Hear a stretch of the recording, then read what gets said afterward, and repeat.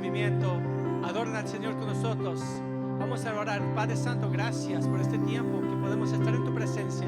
Bendice la alabanza y la predicación de tu palabra. En el nombre de Jesucristo oramos. Amén. Vamos a adorar al Señor.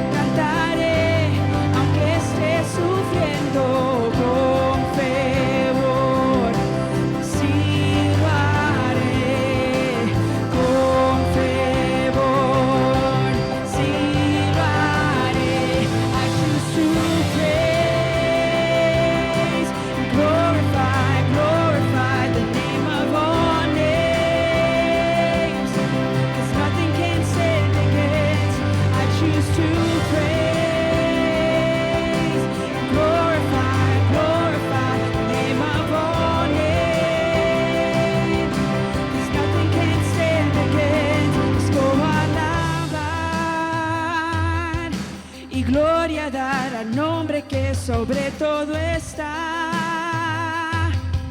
que nada lo detendrá. Escoja alabar y gloria dar al nombre que sobre todo está.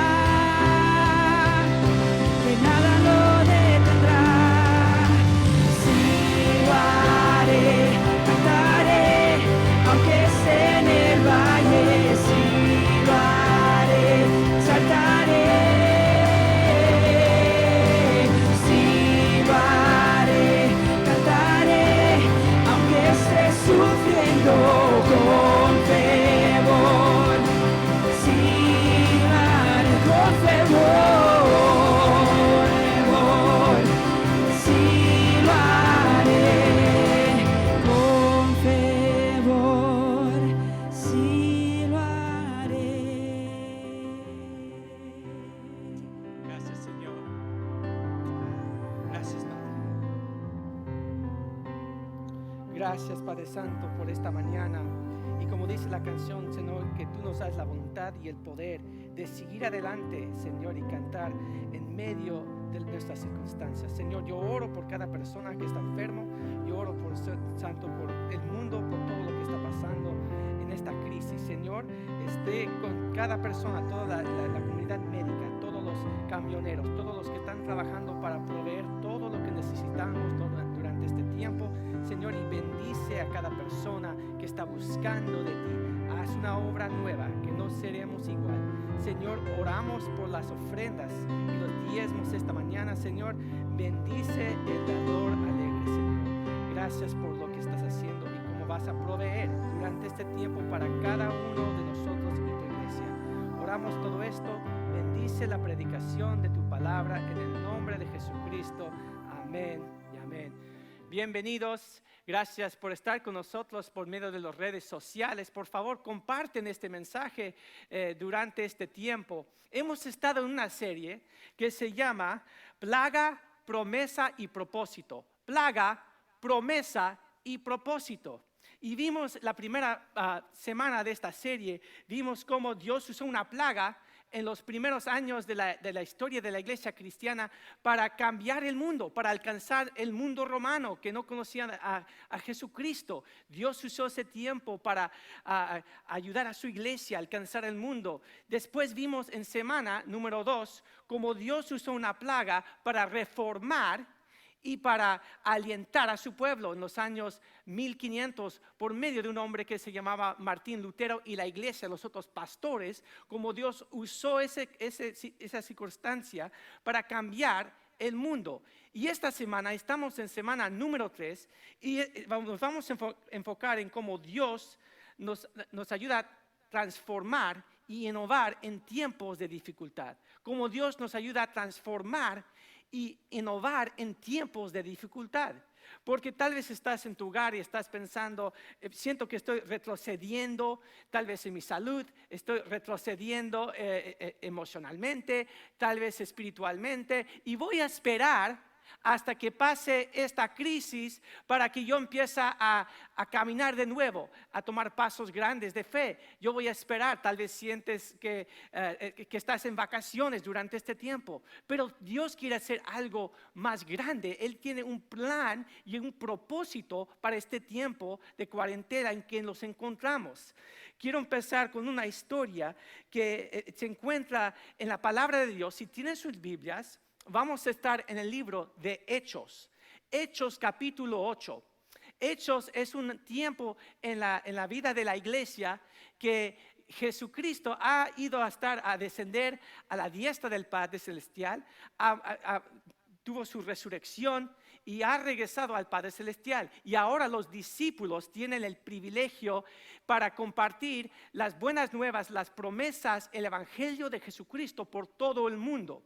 Y están compartiendo la palabra de Dios en la ciudad de Jerusalén y por toda la nación de Israel. Pero Dios empieza a hacer algo. No viene una plaga por decir, pero viene la persecución. Los que no creen en Cristo empiezan a matar a los cristianos. Empieza a matar a los cristianos. Entonces, si tienen la Biblia, estamos en Hechos capítulo 8. Pero antes de entrar en esta historia de la palabra de Dios, quiero que veamos lo que Dios ha hecho por la historia cristiana. Esto pasó hace 200 años. Había un hombre en Inglaterra que se llamaba Charles Spurgeon. Charles Spurgeon era un hombre que vivió en los 1800 en Inglaterra. Era un hombre brillante. Era un hombre que hablaba 4 o 6 idiomas. Él era uno de los mejores hombres para hacer las cosas de Dios. Iba a ser un pastor, iba a compartir la palabra de Dios. Y entonces fue a Inglaterra a tomar una posición en una iglesia.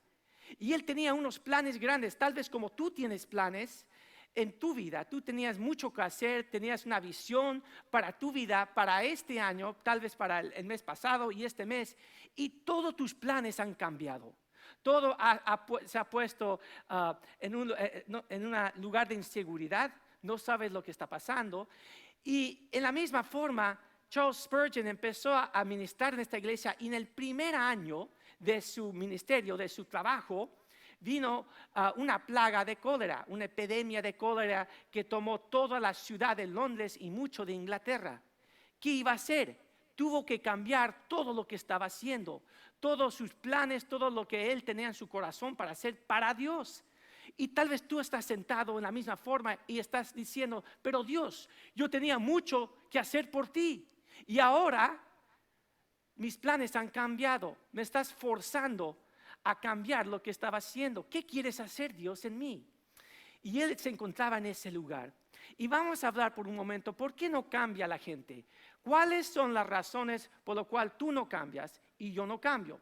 Bueno, la primera razón es que estamos en una rutina. Hemos hecho lo mismo por años, estamos muy cómodos, todo está bien. ¿Por qué vamos a cambiar algo? No hay que cambiar nada. Hay una historia acerca de un hombre que vivió en el sur de la Florida por más de 30 años y después tomó un viaje a otro estado y todo era diferente, la comida diferente, estaban hablando otro idioma, tenían otras costumbres.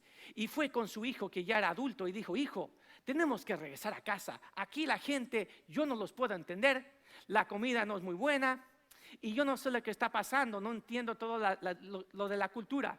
Y el hijo que ya era adulto se vuelve a su padre y dice, mira papá, de veras tienes que aprender inglés y tienes que salir de Miami. Dios quiere esforzarte a salir del lugar que tienes esa rutina. Número 2, ¿por qué no cambia la gente? Número 2 es porque a veces es muy difícil.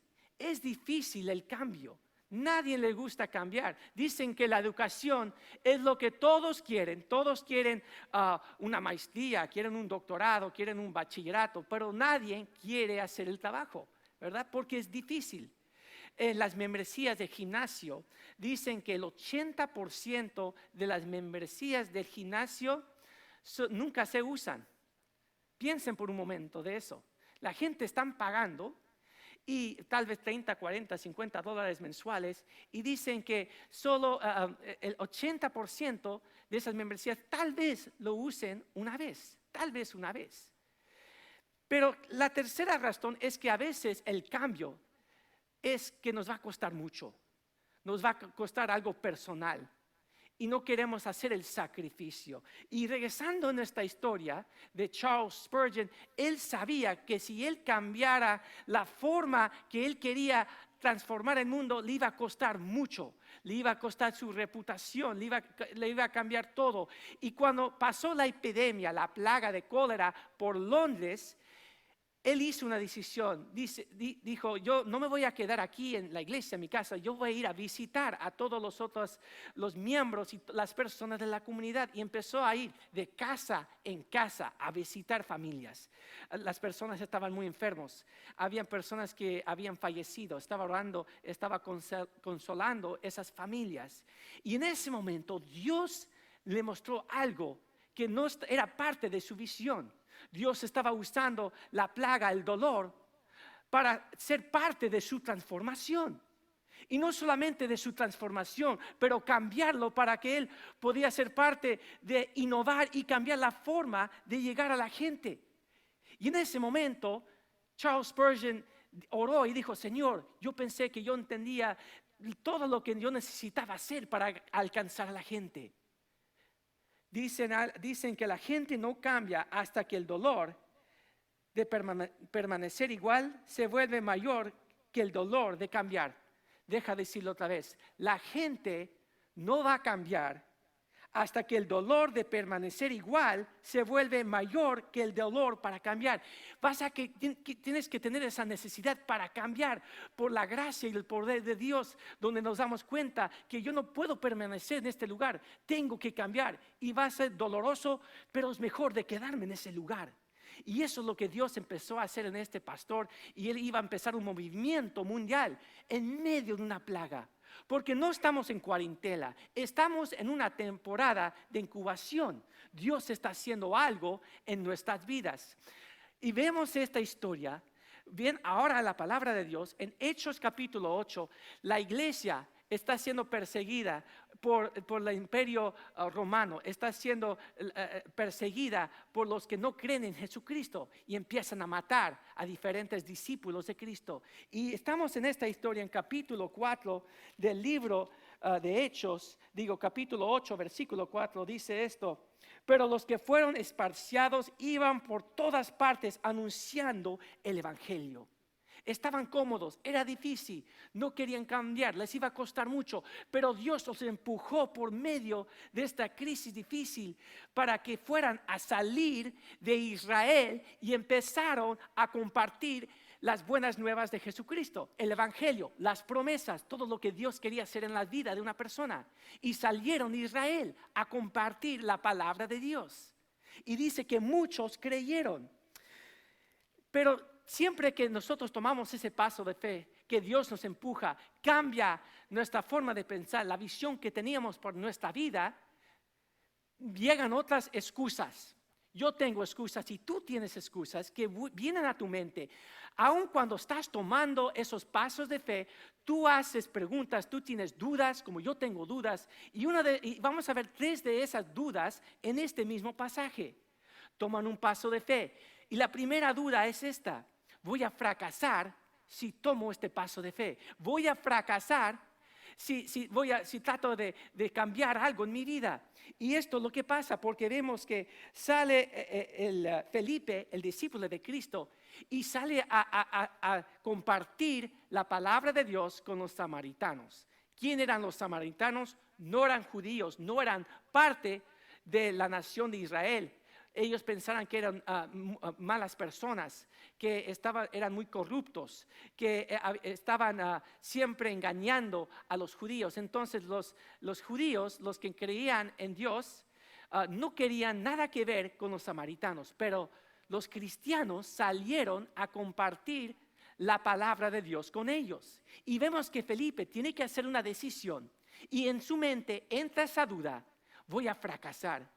Si yo comparto la palabra de Dios con ellos, no van a aceptar a Cristo y más encima se van a burlar de mí, que yo fracasé compartiendo la palabra de Dios. En tu vida, tal vez has sentido que si tú haces un cambio vas a fracasar. Yo no sé qué tipo de carácter, personalidad tienes tú, pero yo sé que yo soy una persona que siempre quiere tener éxito. Yo soy una persona que define una buena vida en todo lo que yo he logrado. Y si yo fracaso, me siento que es parte de mi identidad que está muriendo. Fracasé.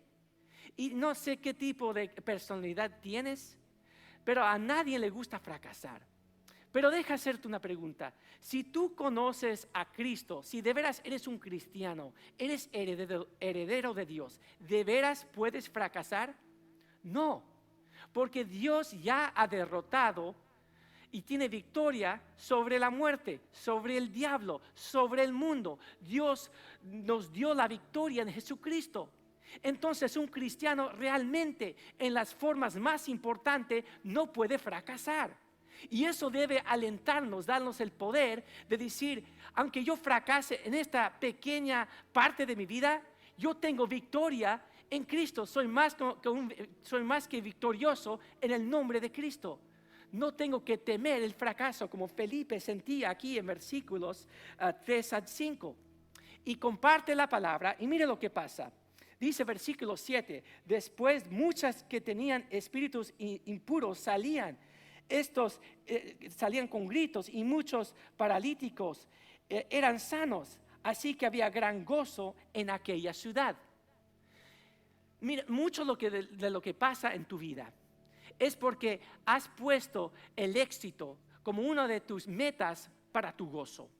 Si una de las metas para tu gozo y para mi gozo es que siempre tengo que tener éxito para ser feliz, siempre voy a estar paralizado en miedo. Me va a faltar el gozo, me va a faltar la alegría porque fracasé. Y siempre voy a tener ese temor, siempre voy a tener esa excusa. Pero Felipe, y como Dios nos está diciendo aquí por medio del testimonio de este hermano en Cristo, es que Dios dice: toma el paso de fe, te estoy empujando. El dolor viene, pero el dolor y tus circunstancias es para empujarte a poner tu confianza, porque yo ya te di la victoria.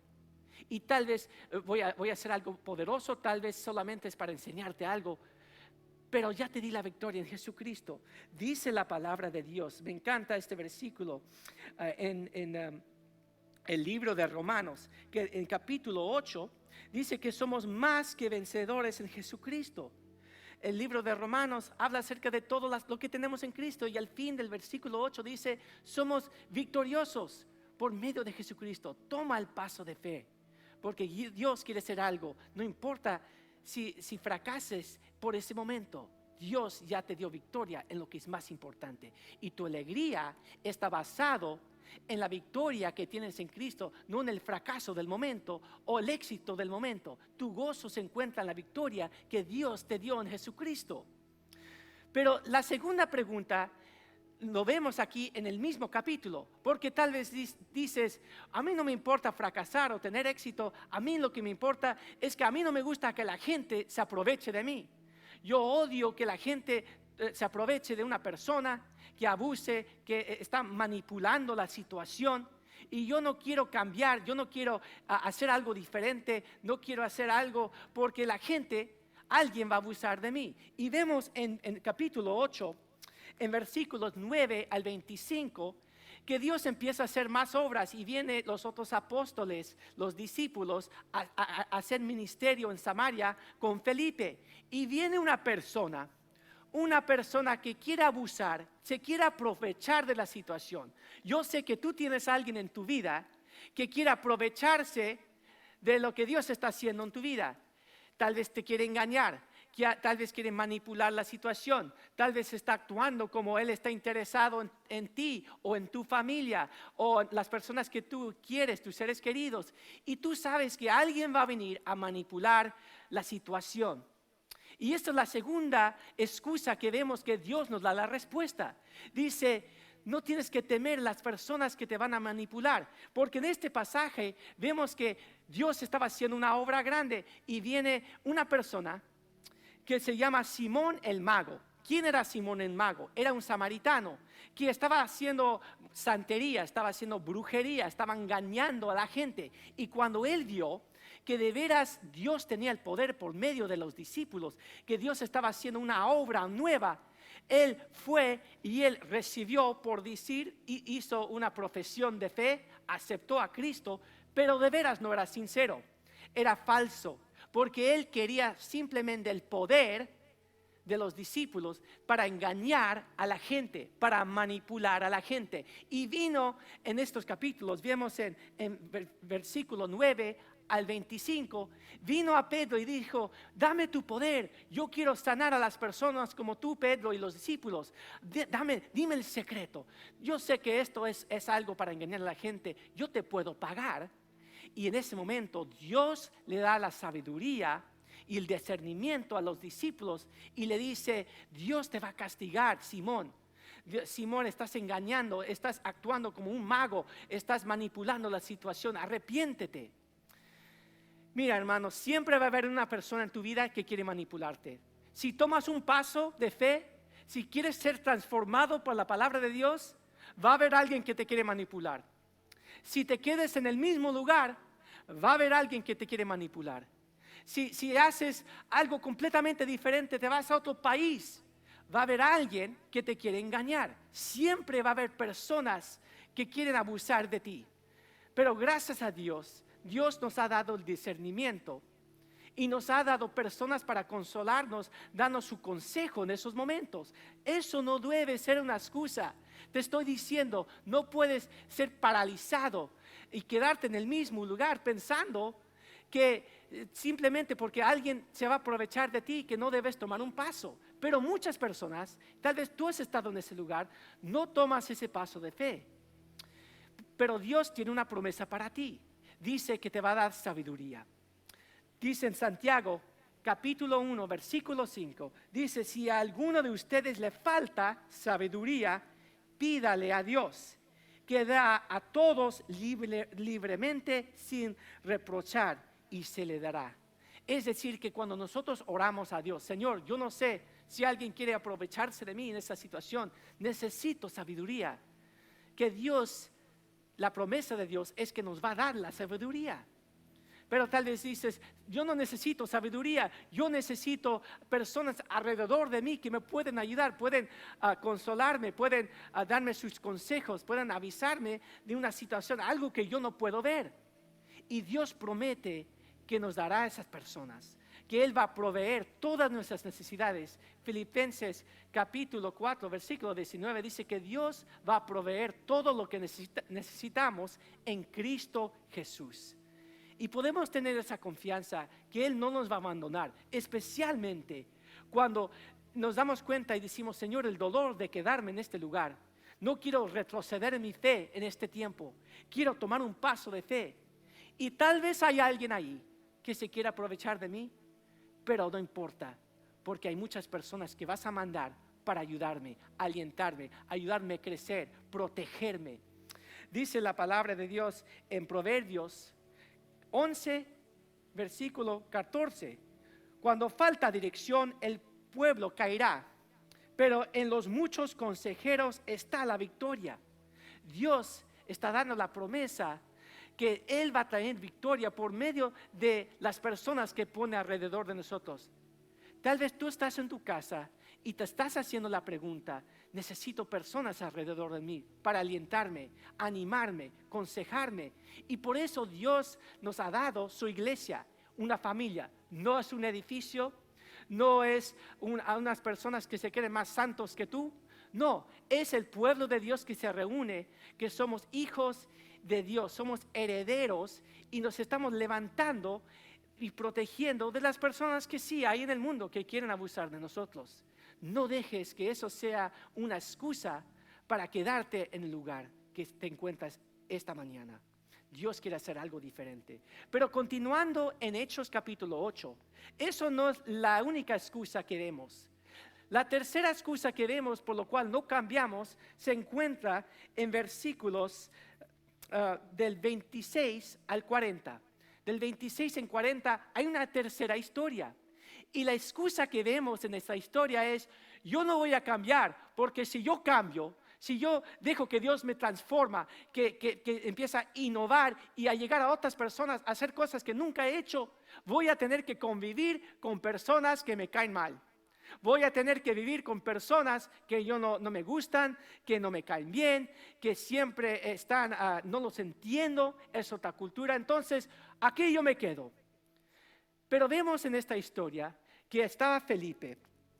Otra vez, Felipe estaba en el camino. Y en ese momento, Felipe, en la palabra de Dios, vio que había un africano, un hombre de África, y empezó a ver que él estaba leyendo la palabra de Dios. Pero yo sé lo que estaba pensando Felipe. Es como nosotros pensamos. Vemos a una persona diferente, una persona difícil, y nosotros decimos, Señor, yo no lo voy a hablar.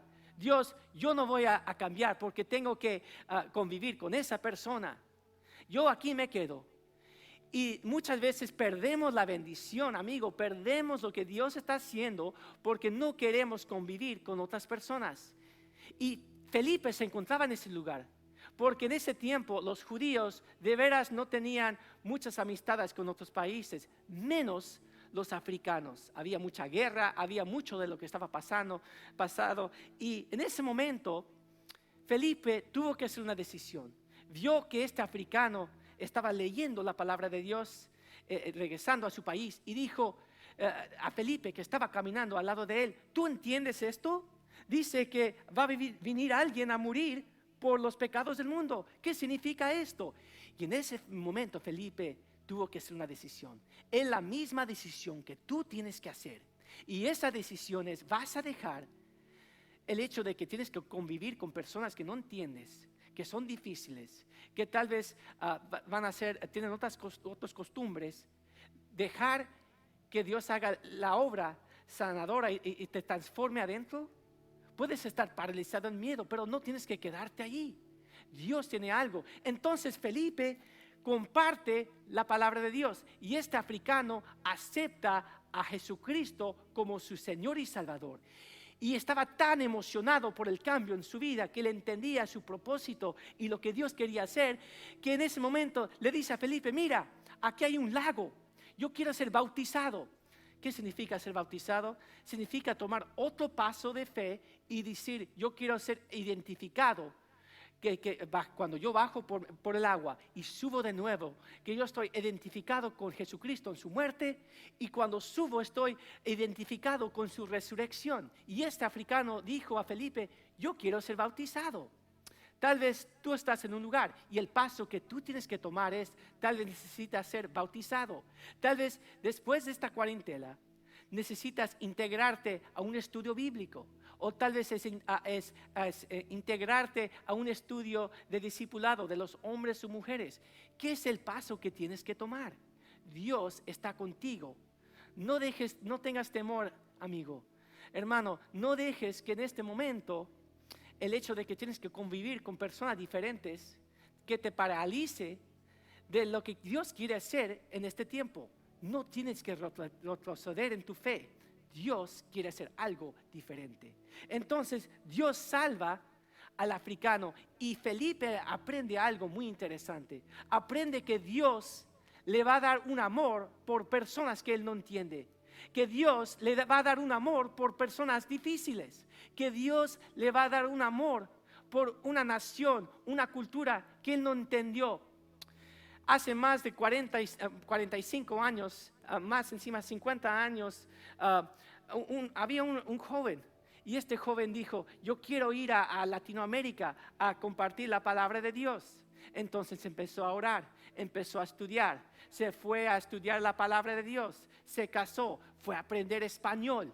Y después llegó a Latinoamérica, estaba en México, y en ese momento estaba en una sierra, en una montaña, y se cayó de la montaña, muchas marometas hasta abajo de la montaña, y todos los indios de esa sierra, de esa cultura, se empezaron a reír de él. Y él se enojó mucho. Este misionero se enojó tanto y dijo al otro pastor de esa cultura de México, dijo, ¿por qué se están riendo? Y este hermano le dijo, es que no entienden, esta es su cultura, no saben qué hacer. Y entonces se empiezan a reír porque no saben lo que está pasando. Y en ese momento, ese misionero sintió un amor y una ternura por esas personas, por ese pueblo, por las personas de esa iglesia, de esa sierra. Y Dios empezó a hacer una obra y empezó a orar y dijo, Señor, si tú quieres que yo sea transformado, que tú me has llamado a este lugar, tú me tienes que dar un amor por este pueblo. Tú me tienes que dar un corazón para alcanzar a cada uno de ellos, porque en este momento no los entiendo. Y estoy aquí para hacer tu voluntad. Ayúdame, Dios. Y Dios hizo una obra en su corazón. Esa persona, amigo, hermanos, ese es mi padre, se llama Bruce. Y él fue a México a compartir la palabra de Dios. Y hoy está en este país y todavía está compartiendo la palabra de Dios, ya mayor en edad, porque Dios puso algo en su corazón y Dios quiere poner algo en tu corazón. No dejes el hecho de que tienes que convivir con otras personas diferentes que te paraliza del cambio, porque Dios te está empujando, está usando el dolor para transformarte, para que hagas otras cosas diferentes, para que empieces a innovar, a cambiar tu rutina. Dios está contigo. Dios quiere hacer algo diferente. El apóstol Pablo odiaba a los cristianos, odiaba a las personas que no eran judías, pero cuando él empezó a compartir la palabra de Dios por medio del mundo, mira lo que escribe. Primera de Tesalonicenses, capítulo 2, versículo 8, dice, tanto es nuestro cariño por ustedes que nos parecía bien entregarles no solo el evangelio de Dios, sino también nuestra propia vida, porque habían llegado a ser más amados. ¿Saben lo que está diciendo? Este hombre que odiaba a cristianos recibe a Cristo y Dios lo manda a alcanzar al mundo, personas muy diferentes de él, y al fin de su vida está escribiendo esta carta a las personas alrededor del mundo y dice, yo no simplemente quise compartir la palabra de Dios y las buenas noticias de Jesucristo, pero yo quiero compartir mi vida porque los quiero tanto, son parte de mi vida. Y cuando tú tomas ese paso de fe, las personas que son tan diferentes, las personas que tú no entiendes, las personas que tal vez piensas que nunca vas a poder convivir con ellos, Dios te da un amor, un anhelo por ellos. Y Dios empieza a cambiarte. Entonces vemos que Dios transforma. Regresamos a la historia que vimos del principio de este mensaje. Este hermano Charles Spurgeon, cuando estaba en Londres, la plaga de cólera, ¿se acuerdan? Y estaba yendo casa a casa. Y Dios empezó a cambiar su forma de pensar. Y cuando terminó esa plaga, él empezó a predicar. Él era un pastor y empezó a gritar. Empezó a hacer mucha drama. Nunca se hacía mucha dramatización de sermones. Él empezó a hacer drama. Empezó a caminar de aquí y al este, todo por todo el escenario de iglesias. Empezó grupos de estudio bíblico. Empezó a predicar en la calle. Hizo cosas completamente diferentes. Y recibió mucha crítica de diferentes personas. Pero ¿sabes qué? Dios lo usó. Empezó a muchos a conocer a Jesucristo. Él empezó a escribir libros. Él podía hablar a la gente de la calle, por decir. Y Dios lo usó porque Él decidió decir: Señor, yo no me voy a quedar igual. Voy a ser transformado. Y muchas personas empezaron a conocer a Cristo y fueron a alcanzar el mundo. Empezaron a empezar otras iglesias, empezaron hospitales, empezaron colegios, empezaron orfanatorios, empezaron todo lo que se necesitaba en la comunidad. ¿Por qué? Porque dejó que el momento del dolor, de la plaga, sea su momento de transformación y de innovación de lo que Dios quería hacer. Entonces, ¿qué hemos visto?